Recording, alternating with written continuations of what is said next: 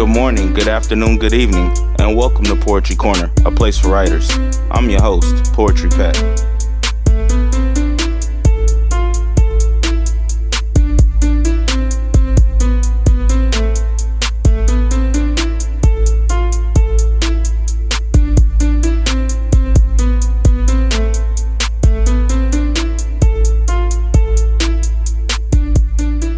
Okay, y'all. Tonight's show was brought to you by Nessie and the Chupacabras. Let's get a few snaps for our first poet. Where I'm Supposed to Be by Linda, age 29, Albany, New York. Is this it? Is this where I'm supposed to be? Single mom, not a model on TV. Nails on fleek, hair all did. Trips to Mulan with my kid. Don't get me wrong, my baby is my everything. Just wish I met me before the dangling. Figured out a hope, realized the dream. I'm sure parents everywhere know exactly what I mean. We're all stuck in the house, can't even go to school. It would have been easier if we at least had a pool. Big old yard, little doggy running around, and a nice drop top for cruising the town. Dreams so close, seem so far away, like your name's being called, so far away. But truth be told, it could be worse. We could have fallen prey to the COVID curse. So if we want to play in water, I'm fine with the hose. And I got a nice sized balcony for hanging up clothes. The little busybody pulls them all down just to play with me. That's when I realized this is where I'm supposed to be. 1940 by Luke, age 46, Bisbee, Arizona. Sit down and listen while I tell you a story about me in 1940.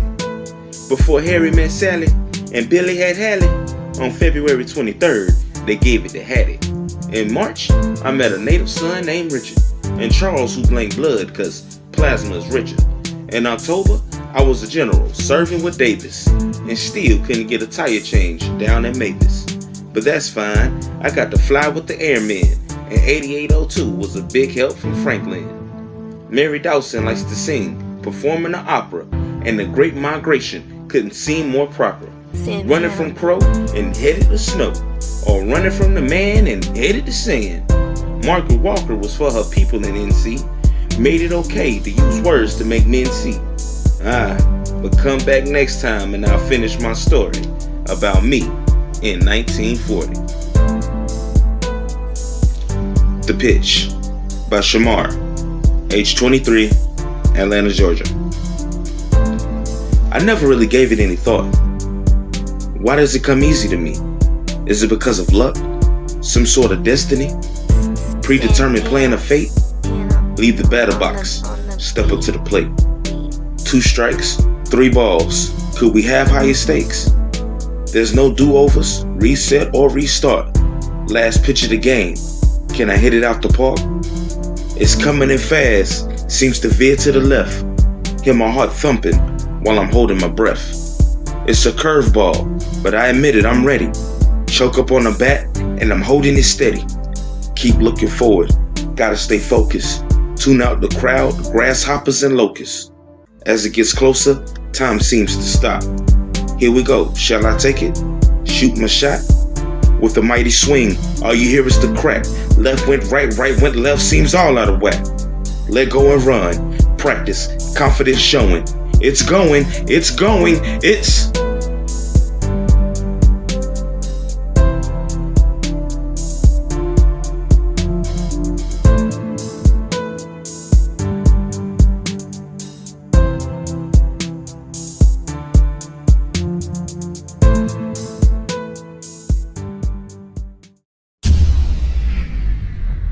What happened? I was waiting on the end of that one. Maybe they'll submit the second part in a future episode. What a tease.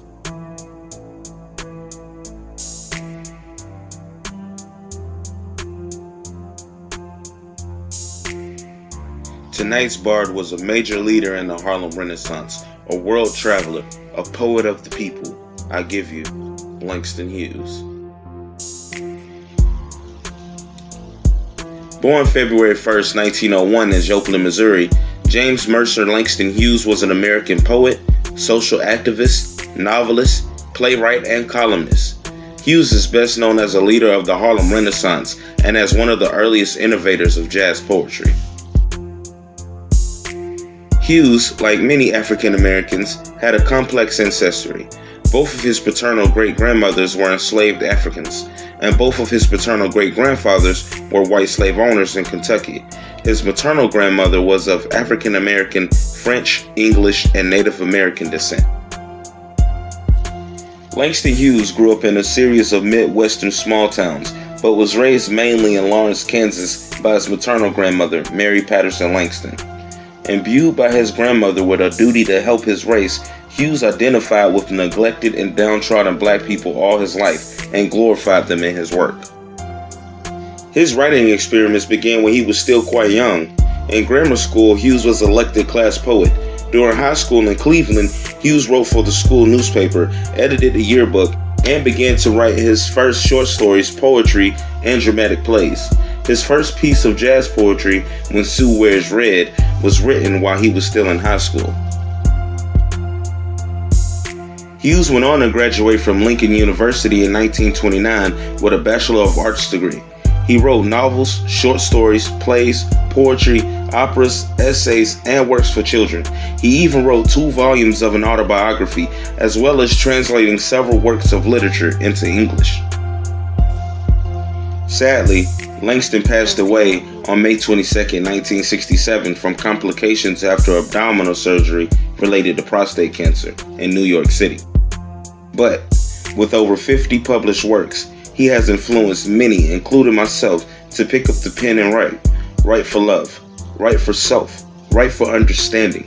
Just get a pencil and write. Well, son, I tell you, life for me ain't been no crystal steady. It's had tacks in it, splinters, boards torn up, and places with no carpet on the floor. Bare.